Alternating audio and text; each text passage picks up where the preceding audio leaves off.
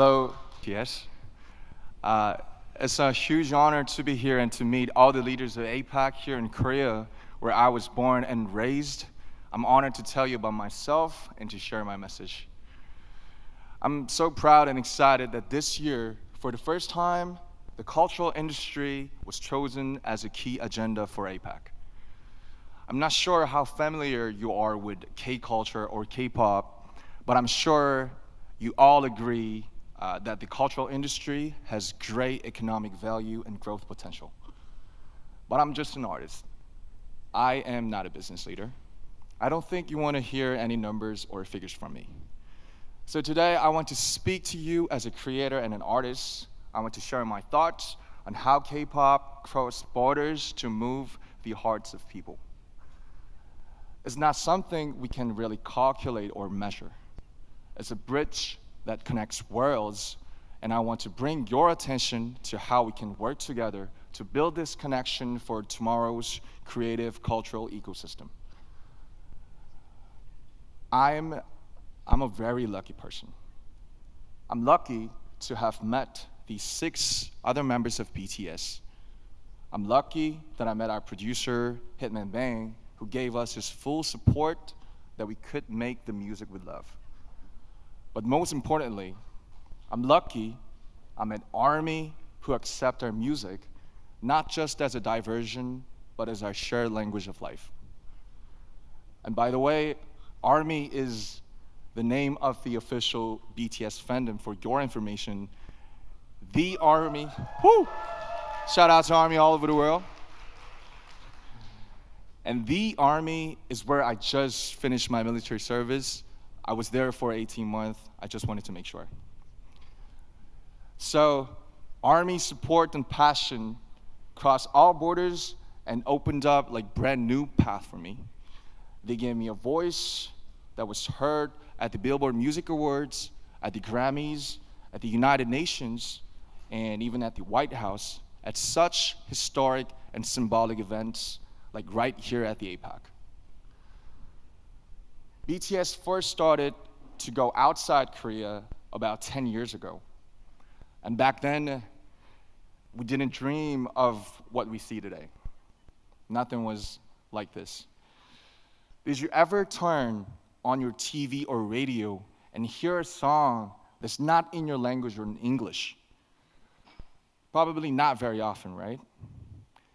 I felt how hard it is to ever hear a Korean song in an English-speaking country. I saw how high a cultural barrier could be. At that time, the music of BTS was quickly called non-English foreign culture. Trying to get on mainstream media through our music was like doing an experiment and a huge challenge. It was a test to see if music in Korean can work on the global stage. We tried to get on TV to show the world our music, but the doors were closed and would not move. But as you know, we couldn't just sit around and wait. We tried to make our own opportunities. We danced in the streets. We handed out flyers to free shows. But there was something even more difficult than those. When we said we are artists from Korea, they didn't ask us about our music. They asked, are you from North Korea or South Korea? Where on earth is Korea? So we had to explain where Korea was before we could even talk about our music. And that was the reality. But we overcame those barriers, and now I'm here today sharing this precious moment with you. ARMY was the force that broke down those barriers. They used our music as the medium to carry out conversations that cross borders and languages. They were inspired by the message in the music of BTS to give to charity, to run social campaigns, and finally the world was amazed. Back then, ARMY was seen as supporters of a minority culture from Asia. Now, they shake the world as a new community and a fandom culture. Even at this very moment, they're crossing borders and breaking down barriers through the pure power of cultural solidarity. Solidarity and tolerance that know no borders, and it's an endless source of creative inspiration for me as well. There is so much cultural content around the whole world, but why K-pop? Why is it so unique? Why does K-pop create this powerful and inclusive community? It's because of the special principle of unity of K-pop. This is what enables people from such diverse backgrounds to come together just through the medium of K-pop. I like to compare K-pop music to bibimbap. And bibimbap is a traditional Korean dish. You gotta taste it. So you take pop, which is rice, then you put all kinds of vegetables, meat, flavorings on top, and mix it all up, and that's the bibimbap part. And K-pop is much the same. You take Korea's unique aesthetics, emotions, and production system, but you don't turn away elements of Western music like hip-hop, R&B, or EDM. Just like bibimbap, these parts all keep their unique identities, but mix together to make something new and fresh and delightful. K-pop is not just a genre of music. It is a 360-degree total package of music, dance, performance, visual style, storytelling, music video, and even social media. K-pop's success didn't happen because one single culture was better.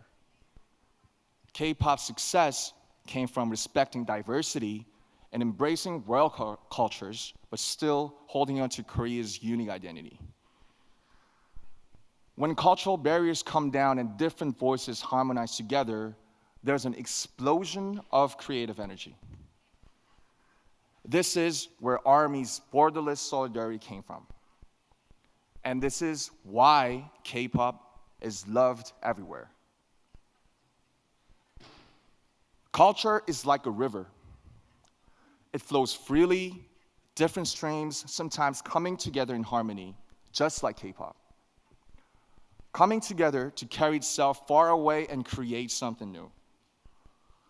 I like to see this creative flow of culture happen everywhere around the world, and the Asia-Pacific region has incredible, dynamic cultural diversity.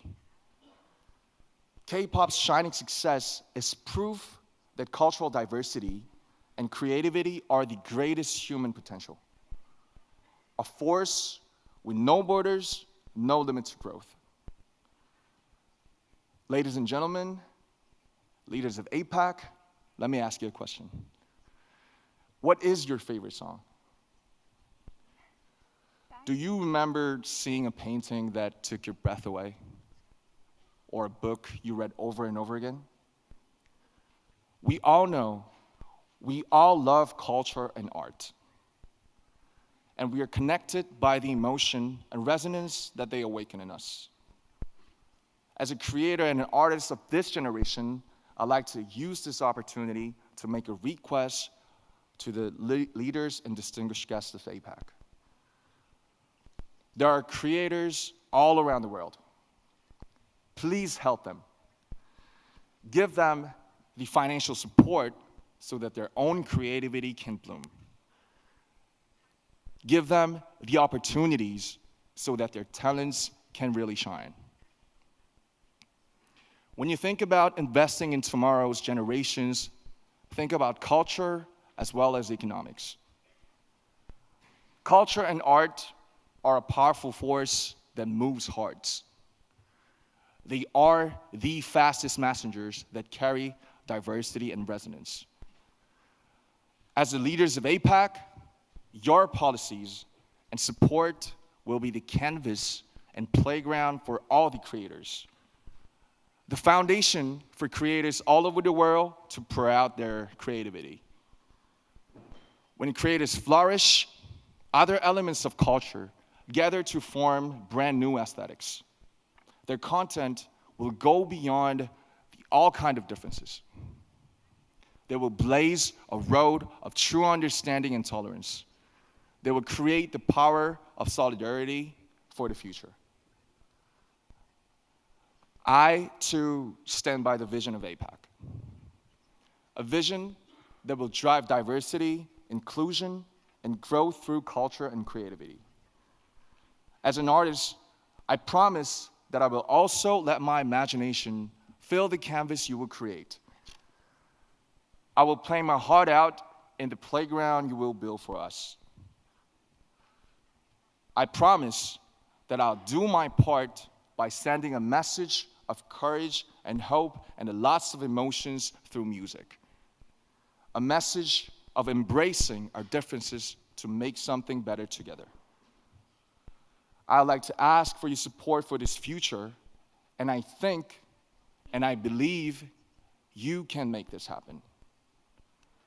Your support can make creators let their creativity soar. With your help, their creations will resonate around the whole world. Thank you very much. Please give it up for RM. What a fascinating speech. Let's give him a strong round of applause. Thank you so much.